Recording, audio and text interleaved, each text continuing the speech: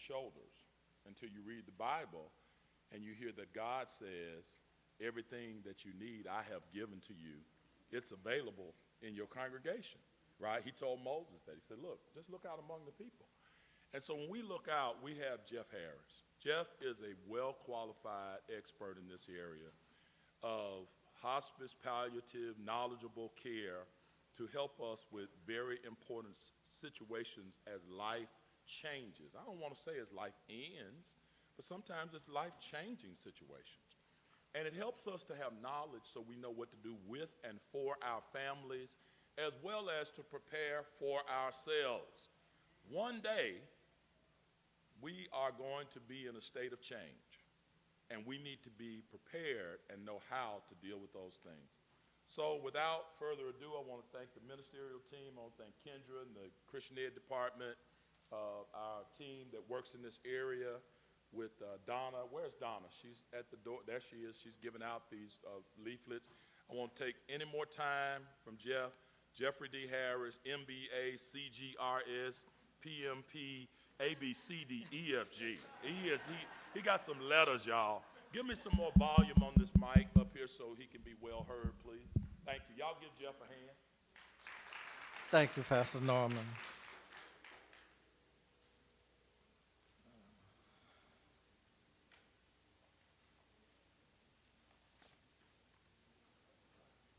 Good morning, everyone.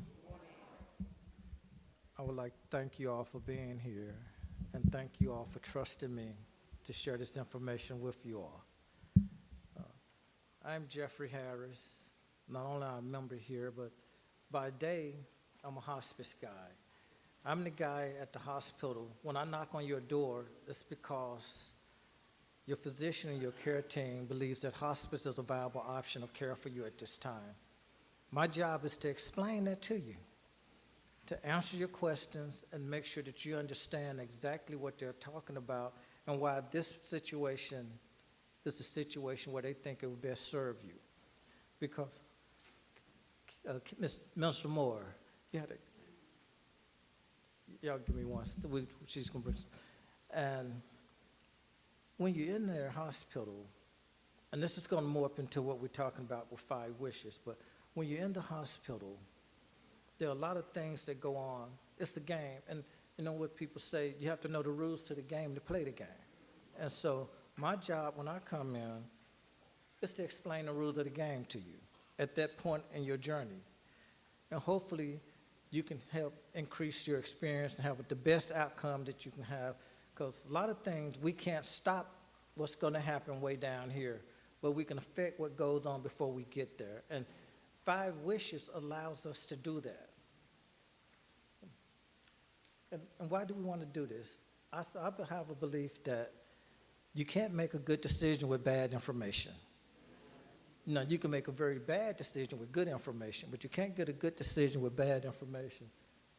So my job on a daily basis is to help people have the proper information so they can make whatever decision they make. And we tell people all the time, there's no right or wrong decision. All you have to do is be able to live with whatever you decide, and sometimes you have to be able to die with it. And that's what we tell people, because we want people to know that they are in charge of their life. And 5 wishes allows you to be in charge of your life. You know, we always talk about how we're going to live, but we never talk about how we're going to die. But let me ask you, who in here thinks they're going to live forever? So why don't we talk about how we're going to die? And when we do that, we help everybody else who's connected to us. We help them feel better about the decisions they have to make. But with 5 wishes, if you make the decision, they don't have to make it for you. All they have to do is carry out your wishes. And why is this so important? Let me tell a story. A few years ago, a few years before 5 wishes came, I received a call down the Methodist Center at the time. There was a gentleman who had fallen, broken his neck, and had some other things going on, and he was on a ventilator. And the doctors and the team believed that no matter what they were doing, he was not going to get better. And so they wanted to talk to the family about doing what they call an extubation. That's when you take people off all of ventilators and all other machines and everything, and just let them have a natural death, either keep living. Sometimes people live because we believers, we believe in the miracles going to come, and sometimes they do. But in this situation, I went to meet with the family. There was a mother and there was a daughter. The mother started talking about what she wanted, what she believed to happen, things of that nature. And I had to turn to her. I said, "Excuse me, ma'am, but at this point, your daughter is the next of kin because you are the ex-wife. So legally, you have no standing about what happens in this man's world." But unbeknownst to me, the daughter had just turned 21 2 days ago. Can you imagine your 21-year-old daughter having to decide whether or not you live or die? I looked at that little girl, and I say little girl at the time because I'm old. I looked at her, and she just melted because she did not want to do that.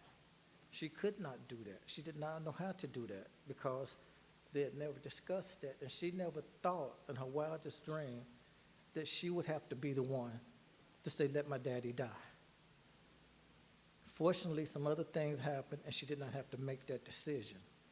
But can you imagine if you have anyone in your life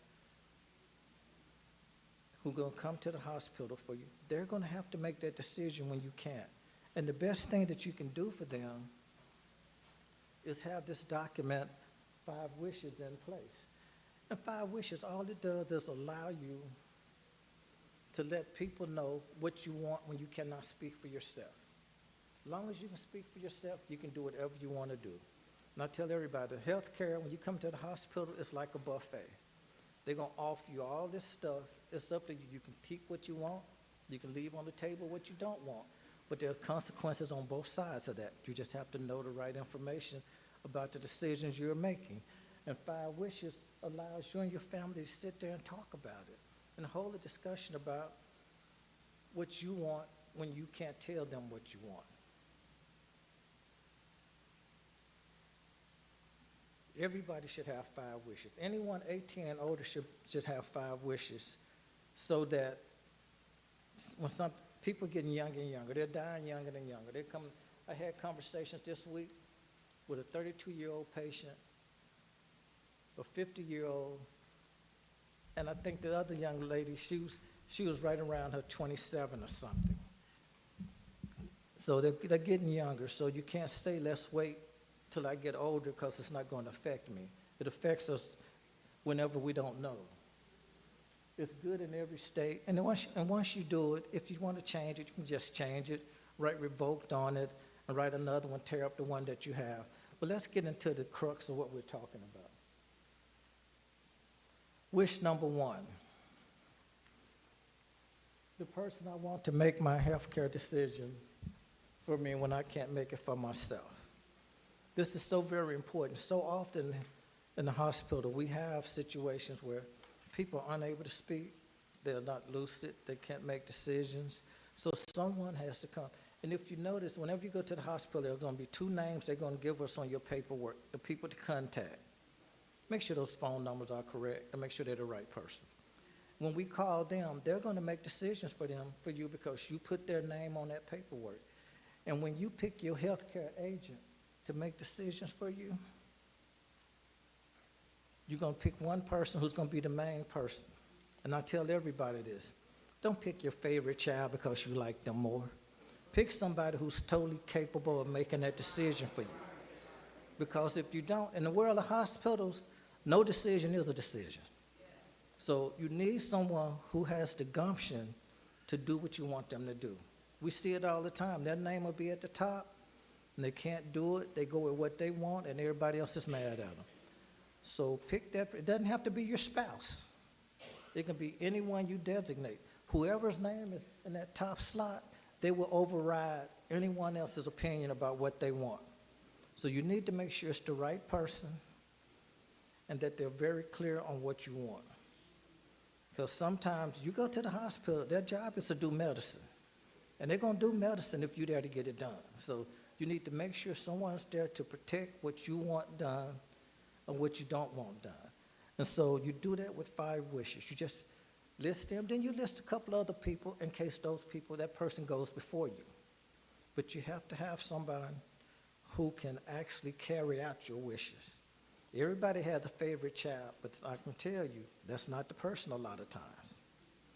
And for everybody in here, if all you have are boys, you need to find you a lady that can speak for you, because we are the worst when it comes to that situation. Am I right? We are the worst when we got to make decisions about our mama. We are pitiful. So make sure you have the right person, because if not, it's not going to turn out well for you. And then when you look at your 5 wishes, you get to where you can talk about what you really want that person to do on there, and what kind of choices they can make for you. And you can list as much as you want. In the actual booklet, then you can cross out what you don't want, you can list what you want. And all I say about that is, read all of this and make sure it's what you want. And make sure it's not what you don't want. Because everybody's situation is different. We all see that space in our journey differently, just based on what we've been through and what we know. Because I've been on this end down here for the past 20-something years. I've seen a lot of things that most people over here have not seen. So trying to make that decision that I would make would be totally different, because I've seen things that happen on this end down here. So when you sit there and you think about it, because that person is going to have to make decisions for you. So you need to know what you want them to make. For instance, they may have to put you in a nursing home. They need that authority. This allows them the authority to do that if you ask them to do that. And sometimes that's the only option, is a nursing home. Let me say this. It pains people when they have to make that decision, because they say, Mama had me promise I would never put her in a nursing home. Well, at that point, Mama was healthy and doing fine and everything. You didn't have the job you have and all that. But now, Mama needs 24-hour care. Do you still carry out your wish, her wish of staying at home? But how do you do that? Sometimes you have to break these wishes to do what's best for everybody concerned. But as the person making a wish, keep that kind of thing in mind of the consequences of the people who have to care for you. Because that's very important. You don't think about it now, but when you get to that point, that's very important. When I'm sitting there talking to somebody and say, what can you do for your mama? I can't do anything. I got to go to work every day. So keep all of that in mind when you get to that. And if you change your mind about your health care agent, you can just change your paperwork. Just do different paperwork. On wish 2, my wish for the kind of treatment, medical treatment I want or don't want. You want them to do whatever you list to be respected. You want your wishes to be respected, and you want them to follow them for the treatments that you want. You say, what should my caregiver keep in mind? One of the things on this document that we talk about quite often is the second one, which I do not want anything done or admitted by my doctors or nurses with the intention of taking my life. That is a very broad, vague statement. And you have to understand that, because if you leave that statement there, we see it all the time. When it's time to talk about hospice care, people will show me this document and say, they didn't want me to take away anything. They don't want me to let y'all take away anything to take their life. But it's not taking your life. It's allowing you to live, because what we're doing is not helping you any. And so we can't keep doing stuff that's not doing you any good. And we have to explain that to them quite often, that you're not violating their wishes, because we're not omitting anything to take their life. We're omitting things that are not helping them. Because if something's not helping you, you keep doing it, it turns into torture. So we try to avoid that at all costs. And what does life support mean to you? What things do you want to have done when you're sick to keep you alive? And being alive ain't always living, okay? Let me say that again. Being alive ain't always living. I've seen a lot of live corpses, okay? So you have to understand what you want out of life when you do this. Because you can be alive and not have much life. And I don't know if you all want to do that, but I've been on this end so long, I know where I'm not gonna go when it comes to that. So you just need to think about that, because a lot of times people say, I want to be alive, but is that really living? And we think about that. We had a situation where a man came into the emergency room. They found him in his house. He was passed out in his house. And they said, Jeffrey wants to go see him because he's on dialysis, but he wants to quit dialysis. And he just wants to die. So when I went to see him in the emergency room, he was going to a dialysis unit. They were going to dialyze him that day so they could get him up and going so they could talk with him. And the nurse said to me, said, Jeff, he's one-on-one, but that means they have someone sitting with him to keep an eye on him at all times because they would deem he may be suicidal. But I'm like, the man is not suicidal. He just knows how he doesn't want to live. And so when he finally came back, he and I talked. And I said, so tell me what's going on. He said, I have my family. My wife died a few years ago. My dialysis is not helping as much. I can't drive anymore. I can't ride my motorcycle. I can't go to dinner with my friends. I can't work on my properties. Why do I want to live like this? And there was nothing we could do but say, okay, because he was very lucid. He was able to make his own decision. So at that point, we just cared for him, kept him comfortable as possible, moved him to our hospice residence. He lived about 6 days. I talked with him every day up until the 4th day when he stopped talking. And it was just interesting to hear his story, but sometimes we have to give people permission to go on. And that's all he needed, because he had nothing to live for in his mind, because it was not the life that he wanted. And so when you say you want to be alive and what life support you want, they're going to offer you all kind of support. Medical technology is wonderful. They're going to offer you something until they can't offer you anything else.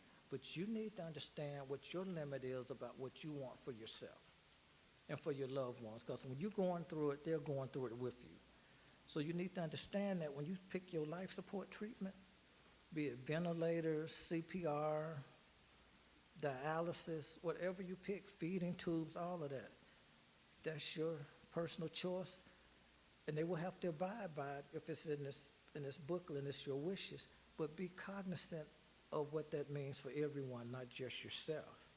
Because sometimes when you have an emergency, when you look at about in case of emergency, when 911 comes into your home, legally, unless you have documentation, they have to do everything possible to keep you alive and transport you to the hospital. I'm talking about everything. And so you need to keep that in mind. If you have this document verified, when they come and you show the document that you don't want all of that, they'll legally have their limits placed where they can only do what you want. But you have to know that documentation is very important when it comes to that, because if not, when they show up, they're going to do everything possible to keep you alive. That's their job and that's their mission.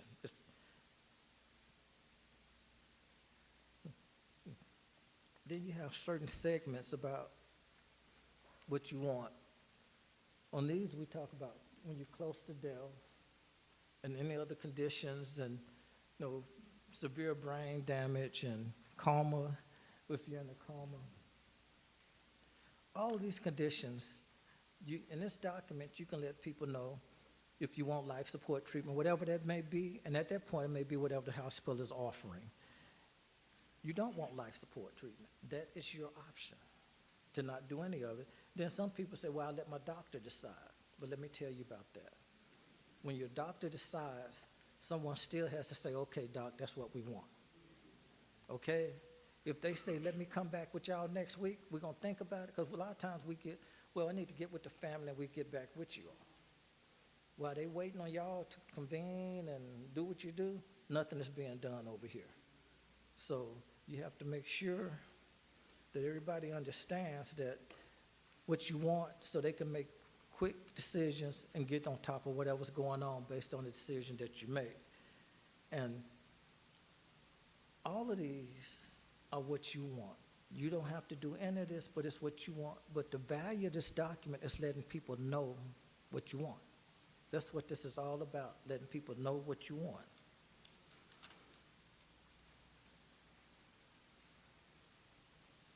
my wish for how comfortable I want to be.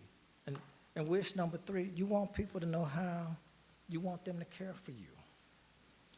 You know, you want them to know, I don't want to lay wet all day. You would hope that they wouldn't let you do it, but you don't ever know. You would want to know that if you start showing signs of depression or nausea, any symptoms you may have, you want them to know that you wish that they would take care of that for you. You want your lips moist. You want to make sure that we had one lady, her only wish was, don't ever let a string of gray get in my hair. They took care of that until the day she left, but she never had a gray hair while she was here on this earth. She never did.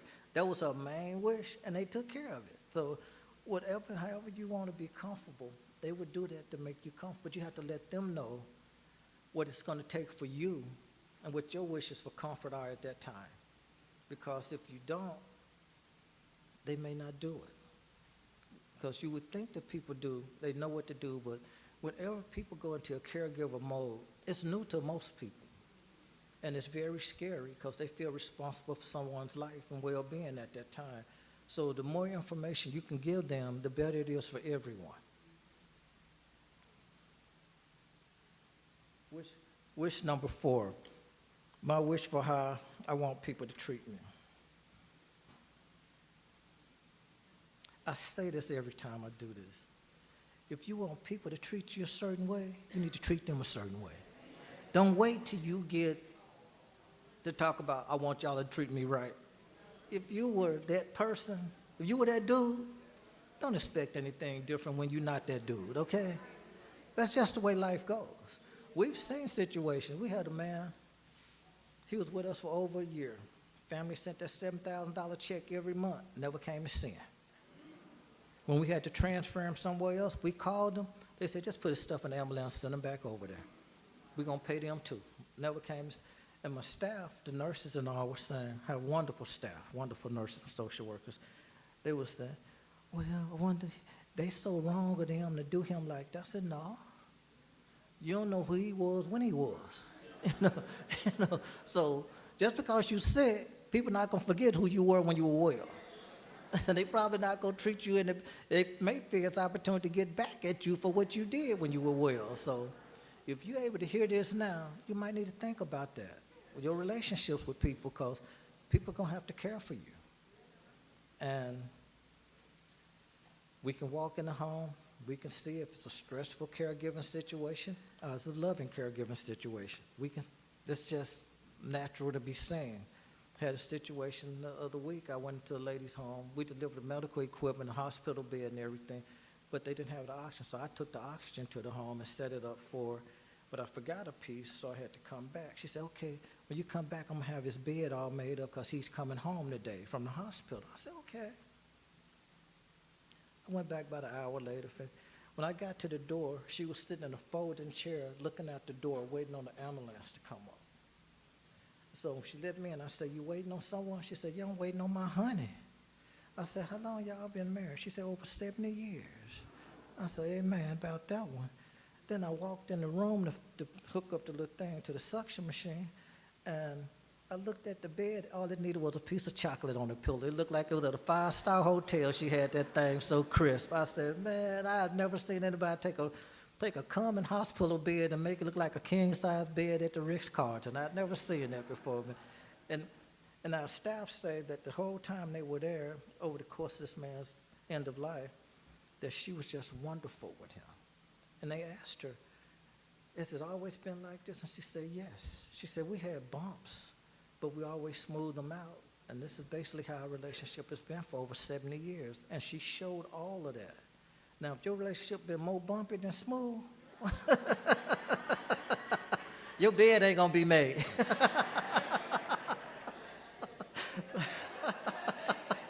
But seriously though, no, that's, we can joke about this and laugh about this, but it's something that people need. And, you want to be careful with kindness and cheerfulness. You want people to pray with you. A lot of times we have chaplains that go out and pray with people. It's amazing. We get people from the world When they get ready to get over here, they want to talk to the chaplain. The chaplain goes out, we baptize people and do all that if they want that. Because your wishes are what we try to do, and anything in this book is what your people should try to do, whoever you put in charge of you. Any wish that you have that's doable, you know, some people say, I want to die at home. If that can be done, everybody can't do that.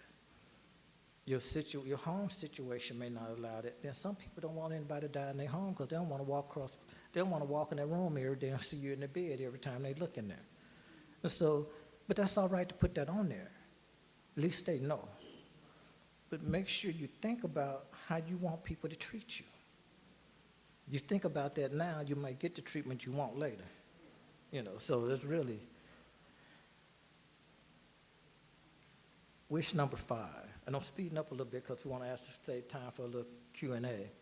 My wish for what I want my loved ones to know. Here we go again. This is not the time to expose family secrets. You know, it's not what you tell somebody you ain't their real daddy. You know, this is not what this is for. No, seriously, this happens all the time.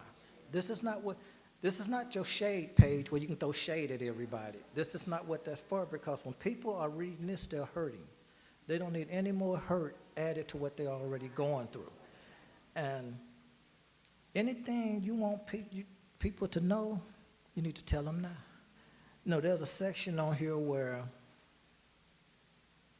I wish to have my family, friends, and others know that I forgive them for when they have hurt me in my life, and I wish to be forgiven.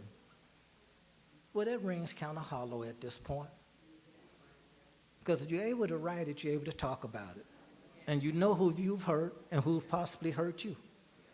So if you're expecting some kind of coordination because you put that in here, you get a crown, this gives you no crown. If you put it in here and they can't talk to you about it, it just extends their hurt because they don't know if you're talking to them or who you're talking about. So whatever you want people to know, and the list is here. You can scratch it out, add to it, do it what you want. You need to tell them now. Because if you don't tell them now, it's going to ring pretty hollow with them. All they're going to know is what they already know. But if you just tell them now, get your forgiveness, give your forgiveness, whatever it is that you're trying, they will appreciate it more. And they will probably go the extra yard to help care for you because you have freed them of something they have been carrying. And it may help everybody through the process when you do that. But don't use this to make yourself feel better. On wish number 5, use that, if anything, to help other people feel better about you being in their world. Okay? And then it talks about, services, what you want. I want the red dress. I want y'all to bury me in that dress I wore to the prom in 1928. All that can go here. All that can go here. Put my dog's ashes in the casket with me. You can put all that here. Okay? And you can get whatever you want. It's almost like Burger King when you fill this out. You could have it your way if you get the right person as your agent. And that's what you have to do. And then when you want to sign it,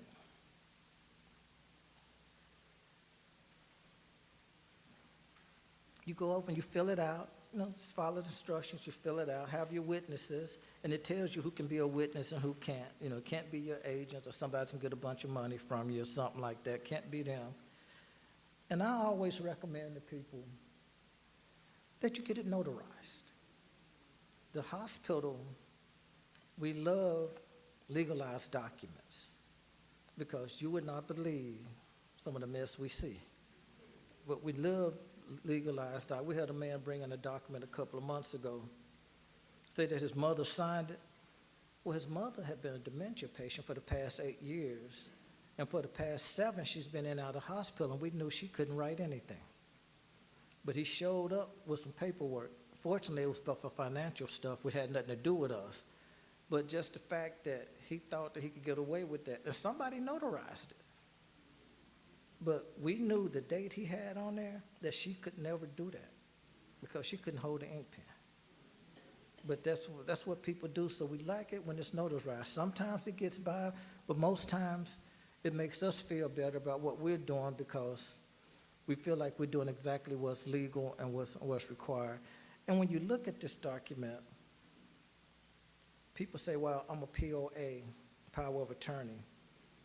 If it's not for this, for health care, it has nothing to do with this. You can be power of attorney for their finances, but it does not give you privileges over their health care. All of that has to be specified in the documentation. So I know some of you all sitting here saying, well, I got so-and-so, they my power of attorney, they handle everything. If it's not specified that they can handle your health care, it's probably not gonna fly, okay? So just make sure that everything is tight and you put down what you want and you discuss what you want.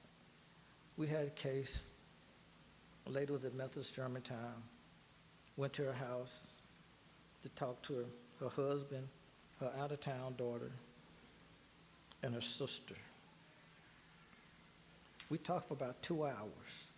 Then it was an interesting situation because I felt like I was at a board meeting for the organization Mensa. These people were so smart. There were so many degrees hanging on the wall. I thought I was walking through a college hallway or something.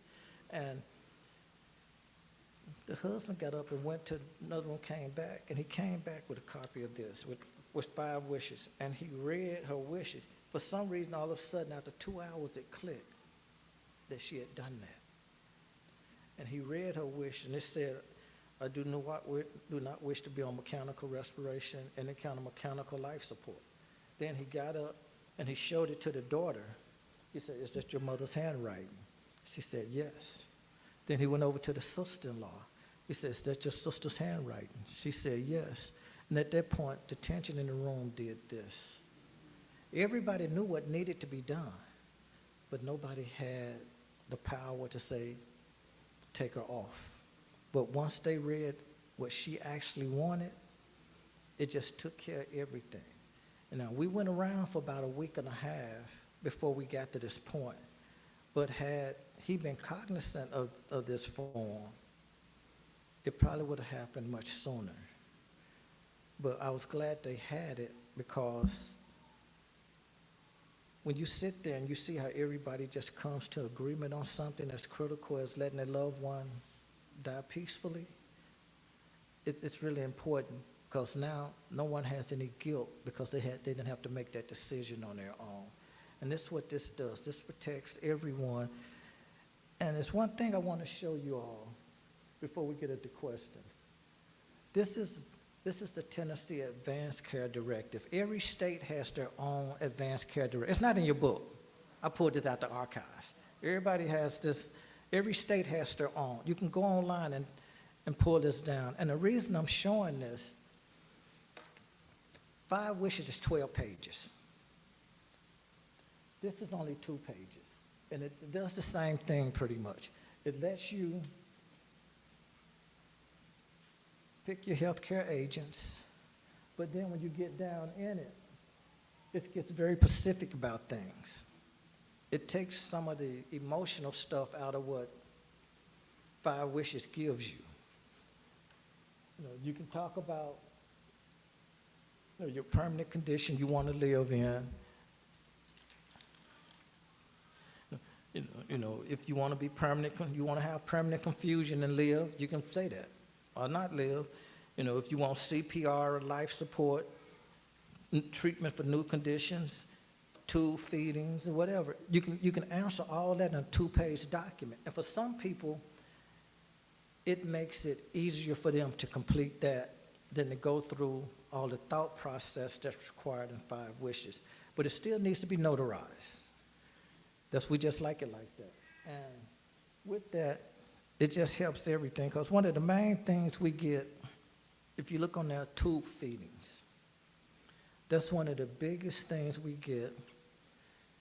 I might lose my job. It's probably one of the most overdone procedures in healthcare, putting tubes in people that are not making any difference on their quality of life or how their life is going to turn out.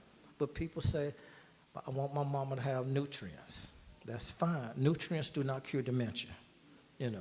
People say, well, she loved to eat. I have not seen a tube feeding that tastes like peanut butter crackers, apple pudding, collard green, or black-eyed pea. Ain't none of it gonna make her feel any better.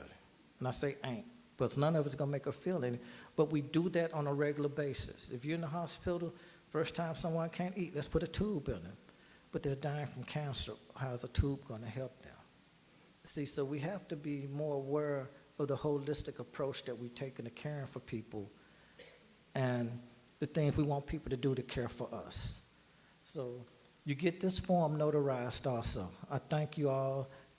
Minister Moore, are we taking questions now? If anyone has a question, you can just go to the mic right here, or however they're going to do it. And I'll be glad to try to tell you something that I think I know for real.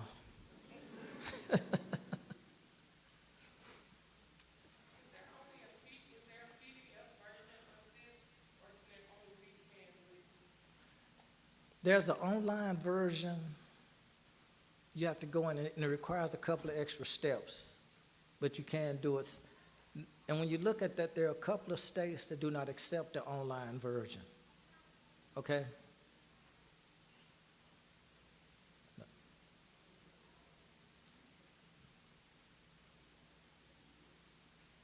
Anyone else have anything? Any question?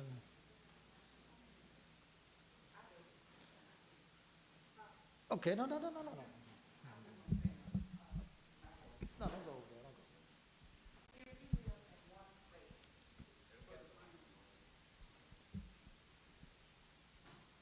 Thank you.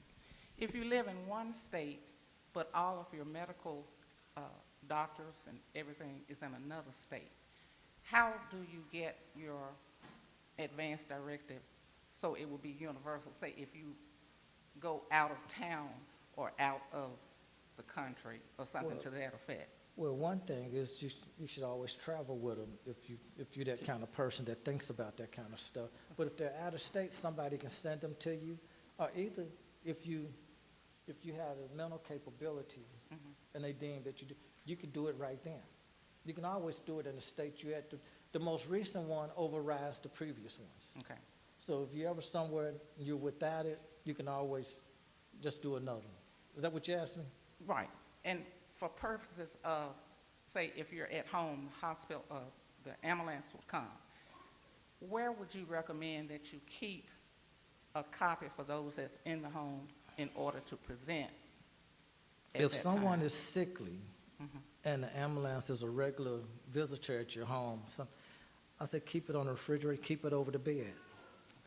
You can just put it on the wall over the bed, Okay. and they will see it when they come in, and it will Okay. be there for everybody to see. Okay, thank you. Yes, ma'am.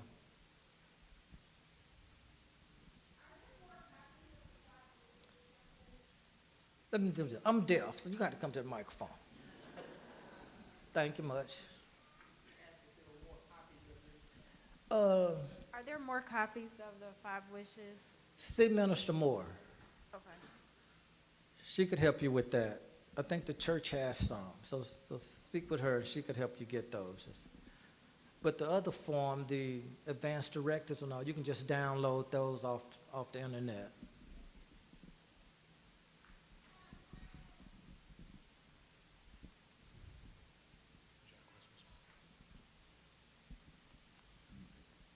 Hi, Jeffrey. I'm Dennis Murphy, and I have experience what he's talking about here. My wife just died in January of this year. We had the 5 wishes. We did the 5 wishes about 4 or 5 years ago. She just died in January. And our doctor, and a lot of times you went to the doctor, they will ask you to have some kind of directive. And this is a good directive to give to your physician. They may be treating you on a current basis, but this lets them know how you want to be treated all the way through the process. And so my wife was a dialysis patient. And it got to the point that dialysis was no longer doing her any good. So they dismissed her from dialysis and recommended hospice. She could not live without dialysis. So the next step was to put her in a hospice because she wasn't going to live without the dialysis. So we were put in a hospice facility. And I knew Jeffrey before we went there because he was there when we went. So when we got that information about her having to go, we went to the hospital facility. My son and I went out to look at it, see what it looked like, to explore it. And we were very pleased with what we saw, and more pleased after we got her in the facility and how they care for her in her last days. This is a very useful and helpful document. I would recommend it to everyone in this room. This is what I call an exit strategy from life. We all gonna leave here. This is our exit strategy. You go into a house, and every time I go in a place I've never been before, I look for two things. I look for the bathroom and another way out. Okay? So this is an exit strategy. This is your exit strategy that your family can know, and you can talk about it beforehand. Don't be all emotionally upset when you talk about this. Do it now when you got a sound mind. And go ahead and say what you want. And that will make it so much easier on the family. I promise you it will make it so much easier on the family because everybody is knowing in advance what to expect. We know we should expect death. That's our final step that we take when we're leaving this earth. So I recommend the document for everybody. Please get one and complete it. Do it with your family and your loved ones. Thank you, Jeffrey. All right, thank you, Mr. Murphy. It was such an honor to walk with Mr. Murphy and his family through that piece of their journey. It was a real honor for me. And whenever I'm able to help people from our congregation, it always makes me feel better, like I'm in the right place by being here. Yes, sir. Thank you, Deacon Murphy, for sharing. My family also, my name is Reverend Clyde Brookins, and in January, my wife and I buried our daughter. It was a very difficult time. She had been in and out of the hospital several times, and then finally came to that point where my wife and I, who I love very dearly, we were at odds about what we wanted to happen. And being at odds at this particular time is very difficult. So I recommend that you fill out this paperwork and have some kind of decision-making process on what you want done. And I'm here to tell you, CPR is nothing nice. We watched 5 different people revive our daughter. 5. And pumping on her after she had gone through so much in her life and having a heart transplant. But we had 5 people pumping, and it was the most difficult thing that I have faced in my life was watching them do that. And then once they revived her, why? Because all she's able to do is just lie there. And she would lie there, and her arm would just jump. That's all she could do. So we asked them to unhook her. And it wasn't 10 minutes that she peacefully left here. So please get this paperwork done so your family will have an idea of what to do in this situation. Thank you. Thank you, Reverend Perkins.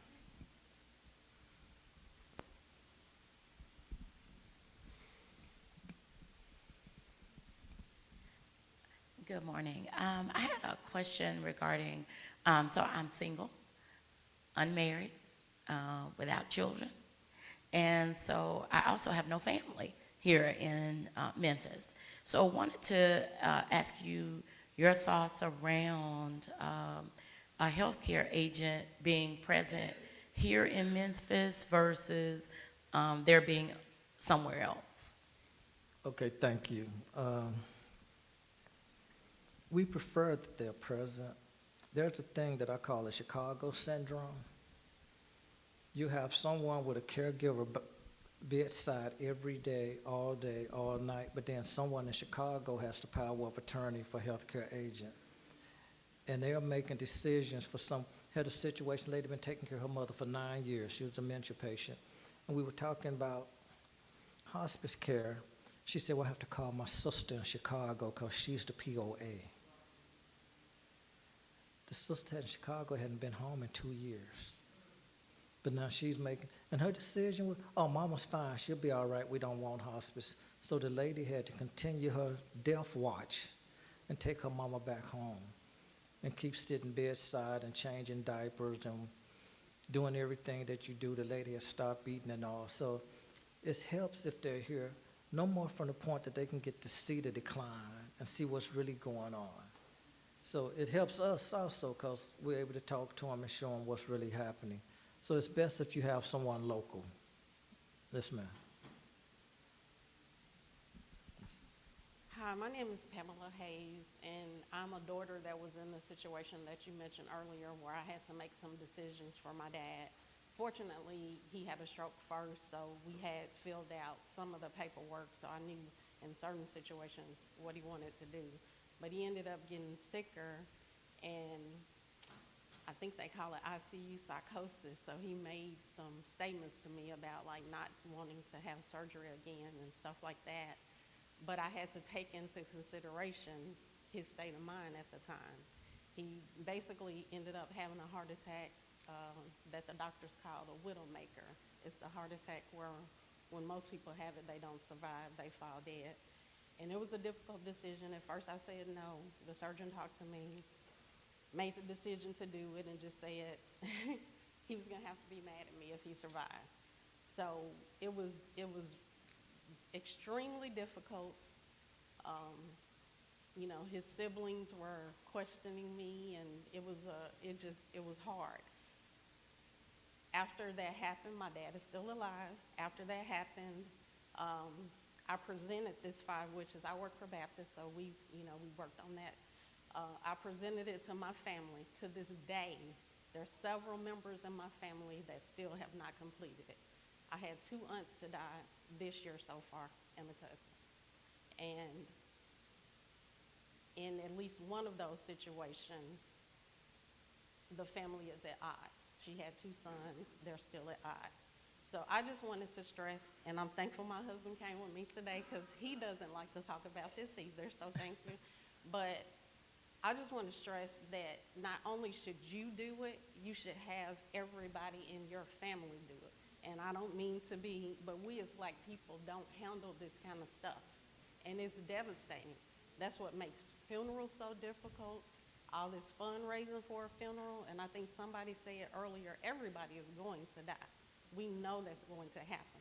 Plan for it. Take that stress off of your family. I just wanted to say that. Thank you. I actually, one of the things that I do, I go to families and I go in their homes and hold meetings and help them. I facilitate the conversation in family environments. I actually have one on Wednesday. I'm fast starting tomorrow because these people cook so much food. It's going to be fun. I can't wait to Wednesday. I'm going to be so full Thursday morning, my head going to be this big. Anybody have anything else?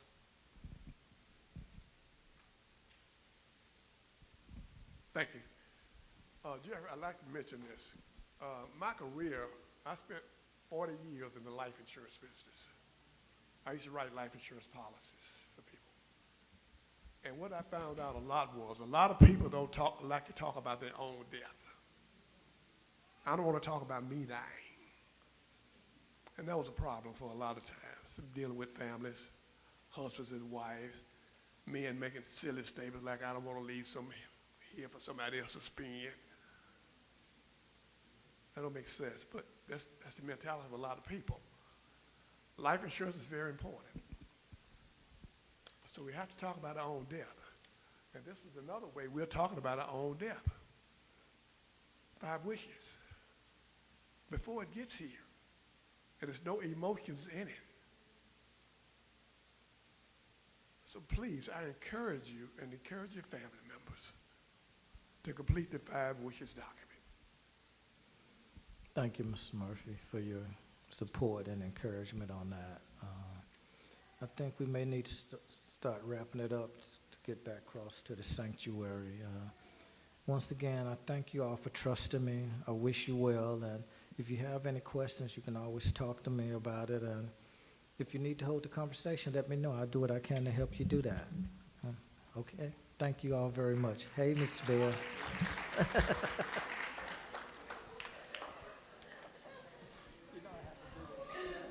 If you did not receive a book today, we will make some available next Sunday for you.